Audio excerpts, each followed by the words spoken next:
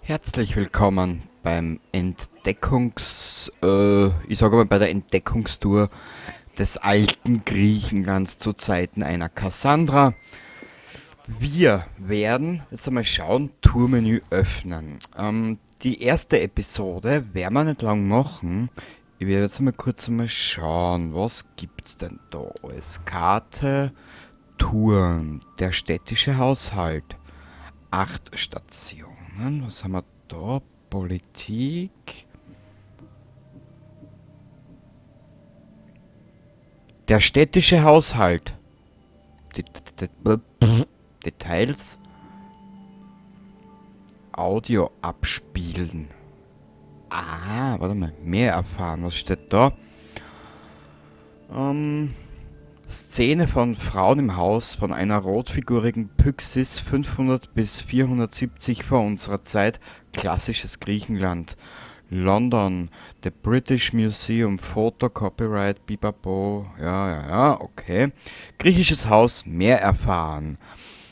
Warte mal, Audio abspielen. Der Haushalt oder Ikos diente als Wohnsitz für griechische Familien und ihre Sklaven. Im Gegensatz zu modernen Gebäuden, die nach außen gerichtet sind, blickten die alten griechischen Gebäude nach innen auf den Hof.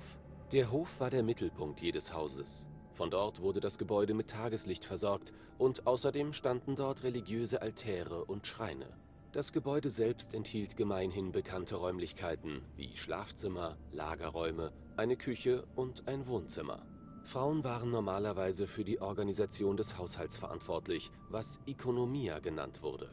Von diesem Wort stammt auch das moderne Wort Ökonomie ab.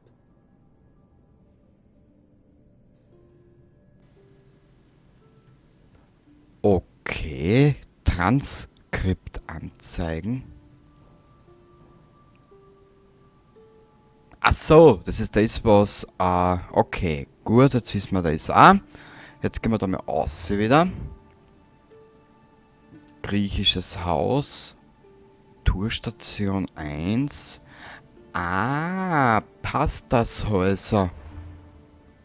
Wow.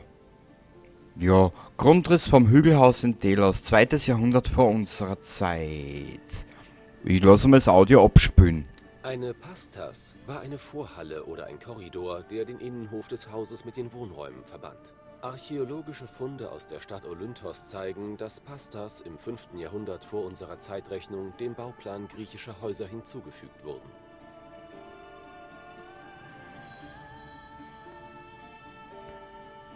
Okay, schauen wir mal. Pastashäuser, griechische, mehr erfahren. Warte mal kurz. Ah, das ist ja nicht so weit. Das war das. Okay, mehr erfahren. Griechische Häuser wurden aus Lehmziegeln und Holzbalken aus einem Steinfundament errichtet. Als Böden verwendete man gestampften Lehm. Eine Ausnahme war das Andron, das geflieste Böden hatte, während die Dächer mit Ziegeln gedeckt waren. In Städten standen die Häuser direkt nebeneinander und meist gab es ein Zimmer oder einen Laden, der zur Straße hin offen war. Fenster fanden sich für gewöhnlich erst ab dem 1. Stock. Doch die Räume waren so angeordnet, dass die Luft durch den offenen Innenhof zirkulieren konnte. Geheizt wurden die Häuser mit Holzkohleschalen, die auch bei der Beleuchtung der Räume halfen. Möbel hingegen waren sehr schlicht und bestanden aus Bänken, Stühlen, Klappschemmeln, Tischen, Decken und Kissen. Archäologischen Untersuchungen zufolge wurden auch viele Werkzeuge und Gegenstände im Haus verwahrt, darunter Vasen, Siebe, Kessel und Waschbecken.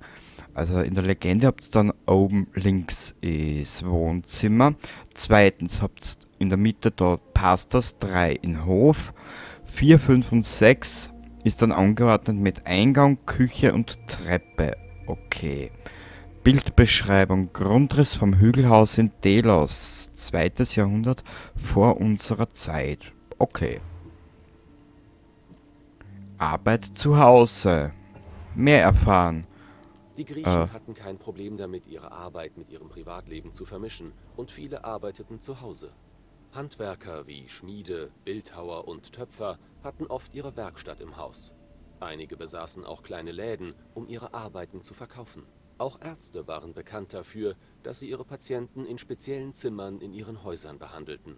Frauen arbeiteten auch zu Hause und waren verantwortlich für die Herstellung von Stoffen.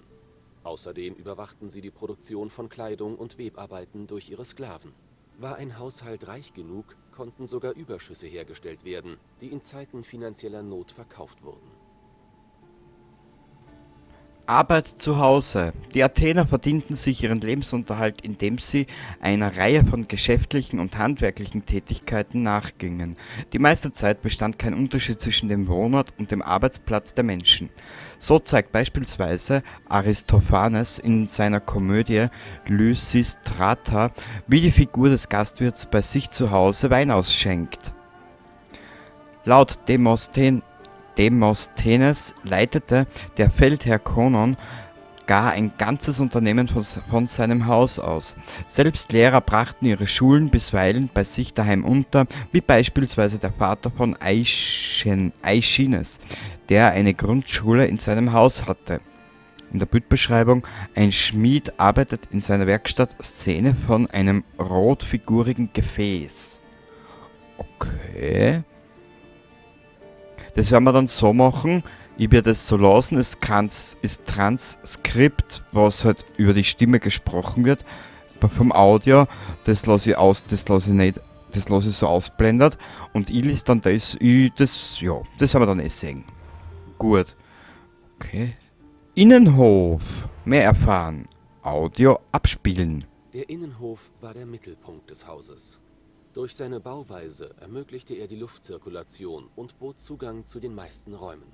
Manchmal befand sich dort auch ein Brunnen oder eine Zisterne, um Regenwasser zu sammeln. Im Zentrum des Hofes stand meist ein Altar des Zeus Herkios, der als Beschützer des Haushaltes diente.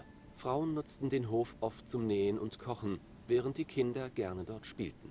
Falls die Familie Nutzvieh oder Haustiere besaß, konnten diese im Innenhof frei herumlaufen. Innenhof. Betrachtet man die Szenen aus dem täglichen Leben auf antiken Vasen, kannten griechische Kinder viele Arten des vergnüglichen Zeitvertreibs. Bildliche Darstellungen zeigen sie mit Kreiseln auf Wippen oder beim Astragaloi, einem Geschicklichkeits- und Würfelspiel. Kinder spielten auch mit kleinen Figuren von Menschen, Tieren, Pferdewagen und Kutschen. Nachbildungen von Vögeln aus Ton oder Gips waren ebenfalls verbreitete Spielsachen. Zahlreiche Puppen und Figuren wie etwa die winzige Statuette einer Frau, haben bis heute überdauert. Die Puppen waren mit beweglichen Gliedern und Gelenken ausgestattet, sodass die Kinder sie in unterschiedliche Posen bringen konnten. Bildbeschreibung: Jungen, die mit astragalen Würfelknochen spielen. Darstellung von einer Athener rotfigurigen Eunoche. So, Entschuldigung.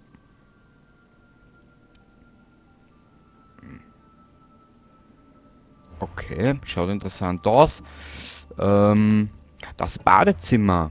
Na, interessant. Das Badezimmer befand sich im hinteren Teil des Hauses. Genau wie heute wurde es zur Körperreinigung verwendet, auch wenn die Griechen Nachttöpfe benutzten, keine Toiletten. Es gab dort jedoch meist ein Luterion, welches mit Wasser zum Waschen gefüllt werden konnte. Spiegel, Rasierer, die Strigilis und Schwämme befanden sich auch im Badezimmer. Außerdem gab es dort oft kleine Vasen oder Aribaloi, die mit Parfüm oder Öl gefüllt waren. Badezimmer. Für die Griechen war das Haar ein Symbol des Lebens und der Stärke. Ursprünglich stand der Verlust des Haars für hohes Alter oder Krankheiten, wohingegen das Kürzen oder Glattscheren ein Symbol für den Verlust von Freiheit war. Während der Archaik wurden Männer mit langem Haar mit dem Adel assoziiert. Im 5. Jahrhundert vor unserer Zeit war es allerdings Mode, dass Männer das Haar kurz trugen, meist gelockt oder in kurzen Strähnen.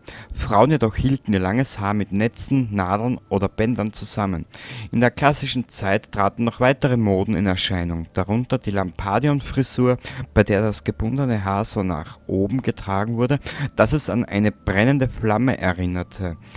Es gab auch eine Melonenfrisur, bei der das Haar gestrafft wurde, um eine geflochtene Krone zu bilden, und einen griechischen Dutt mit hoch angesetztem Knoten. Bildbeschreibung: junge Frau in einem Badezimmer. Darstellung von einer rotfigurigen Kylix.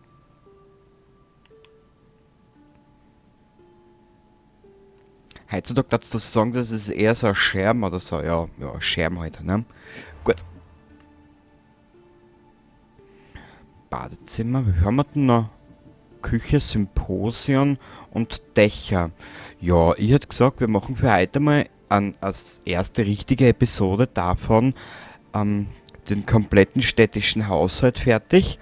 Und beim nächsten Mal schauen wir dann weiter, gell? Küche. Warte mal. Innenhof haben wir jetzt gehabt, Badezimmer haben wir jetzt gehabt, jetzt ist die Küche dran. Jawohl. In griechischen Haushalten gab es Küchen für die Zubereitung der Mahlzeiten. Die Griechen aßen selten Fleisch, nur bei besonderen Anlässen wie Banketten oder auch nach Opferzeremonien. Ihre Ernährung basierte hauptsächlich auf Getreide und sie aßen Dinge wie Brot, Brei oder einen Teig aus Gerstenschrot namens Masa. Außerdem nahmen sie hin und wieder Geflügel, Fisch und andere Meeresfrüchte zu sich und natürlich auch Obst, Gemüse, Ziegenmilch und Käse sowie Olivenöl. Meist wurde auf einem Dreibein gekocht, manchmal auch in einem Klibanos, einer Art mobiler Ofen. Andere Küchengeräte waren zum Beispiel Feuerschalen, Mörser und Stößel, Spieße zum Grillen über dem Feuer, Servierteller und Bratpfannen. Darüber hinaus wurden in der Küche Nahrungsmittel in Gefäßen namens Pithoi gelagert. Küche. Laut Hippokrates aßen manche Griechen eine Mahlzeit am Tag, andere zwei. Die Hauptmahlzeit wurde als Taipnon bezeichnet und am Abend gegessen, wohingegen man die zweite mögliche Mahlzeit Ariston nannte und für gewöhnlich gegen Mittag zu sich nahm. Das Taipnon bestand aus 3 Gängen, einer gängigen Cerealie namens Sitos, einem Hauptgericht namens Opson und Potos alias Wein. Das Opson war üblicherweise Fleisch oder Fisch, während der Wein mit einem Dessert aus Trockenfrüchten, Nüssen und Kuchen gereicht wurde. Die griechische Ernährung hatte als Grundlage die mediterrane Dreifaltigkeit: Getreide, Weintrauben und Oliven. Lecker. Bildbeschreibung: Terrakotta-Figur einer Kochszene mit Fleischer und Koch aus Tanagra in Boeotien. Okay. Dann gehen wir ins Symposion. Okay. Symposien waren wichtige soziale Institutionen in Griechenland. Im Endeffekt waren es Trinkgelage, exklusiv für Männer. Das Fest fand im Männerbereich des Hauses statt, dem Andron. Dort machten es sich die Bewohner und Gäste auf Liegen bzw. Klinen gemütlich. Das Essen wurde auf niedrigen Tischen serviert, die vor den Liegen standen, während der Wein in einem Krater in der Mitte des Raumes platziert wurde. Während eines Symposions tranken die Männer, führten philosophische Gespräche und spielten Spiele wie Kotabos. Zu diesen Gelegenheiten wurden oft auch Musiker, Tänzer und selbst Kurtisanen eingeladen. Die Ehefrauen und Töchter hatten allerdings keinen Zutritt. Entschuldigung, ich habe nur schon einen Schluck getrunken. Das viele Lesen macht durstig. Symposion. Das beliebteste Spiel beim Symposion war Kotabos. Hierbei schleuderte man die letzte Neige aus einem fast leeren Weinkrug so, dass sie ein bestimmtes Ziel traf. Das Ziel war meist ein Terrakotta-Gefäß, das entweder in einer Schüssel mit Wasser trieb oder auf einem Ständer balanciert wurde.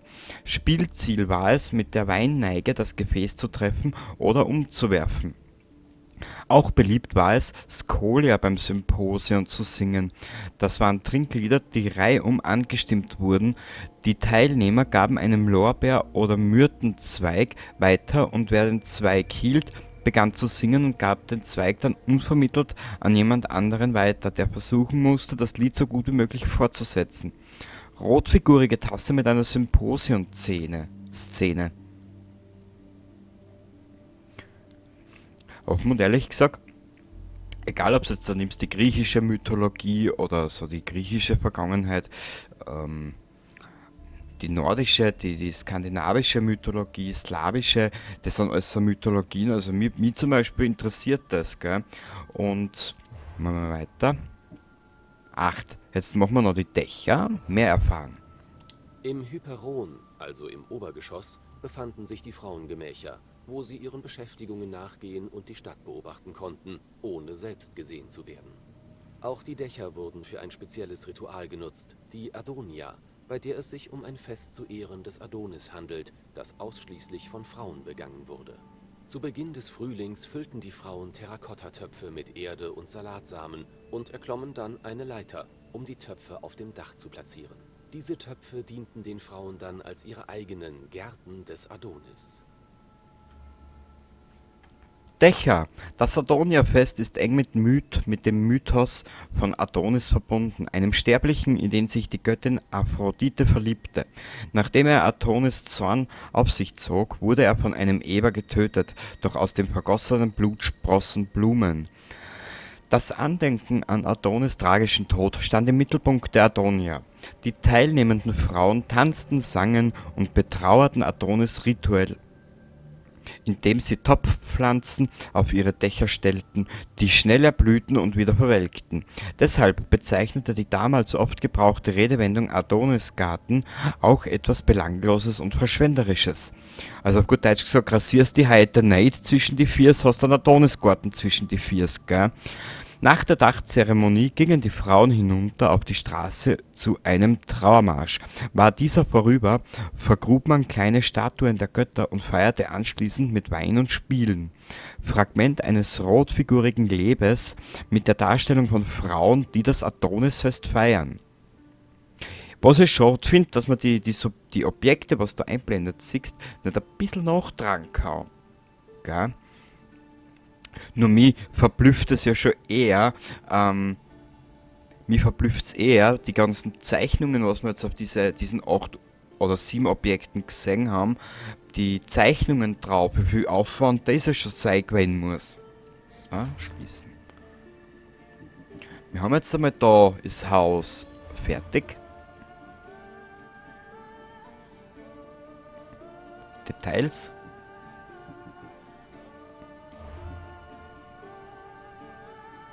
Jetzt schaue ich nur gerade. Empfohlen. 8 Stationen.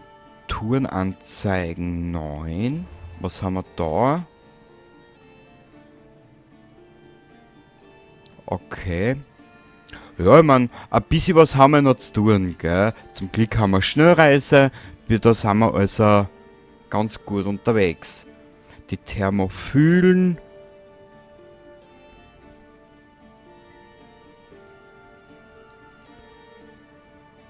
Jetzt schaue ich nur gerade. Gut, ich hätte gesagt, das war's einmal für heute. Das ist relativ interessant, trockener Stoff, sage ich jetzt einmal. Na, habe die Ehre.